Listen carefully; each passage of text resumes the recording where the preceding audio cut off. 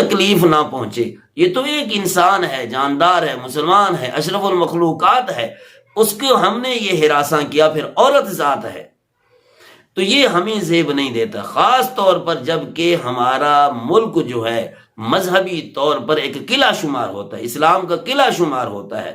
تو اس وجہ سے بھی ہمیں اپنے آپ کو تھوڑا سا ٹھہراؤ لینا چاہیے، سٹینڈ لینا چاہیے، ہر بات کی تحقیق کر لینی چاہیے. تحقیق کے بغیر تو جج کو فیصلہ کرنے کی اجازت نہیں ہے جب تک کہ دونوں فریقوں کی بات نہ سنیں.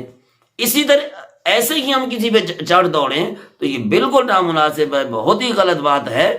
اور اس پولیس افسر کو تو اپریشیٹ کرنا چاہیے، اے ایس آئی کو، جس نے اس خاتون کی جان بچائی. اگر ایسا نہ ہوتا تو پھر ہم لوگ دنیا کے اندر بدنام ہو کے رہ جاتے. اور اس طریقے سے توہین کو بھی دیکھنا چاہیے، کیا اس کی بے خیالی میں تو نہیں ہو رہی، یا اس کی کوئی اور نیت تو نہیں ہے. اگر بے خیالی میں ہو رہی تو پھر تو وہ مجرم ہے ہی نہیں.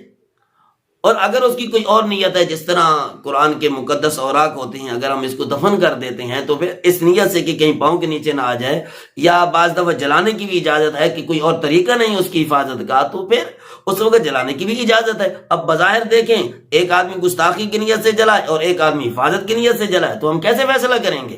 تو بہرحال ہر چیز کو اس کے پلڑے میں دیکھنا چاہیے، اس کی تحقیق کرنی چاہیے. ایسا نہ ہو دین کی حفاظت کے نام پر ہم کسی کے قاتل بن جائیں اور آخرت کے اندر ہم لوگ جہنم میں چلے جائیں.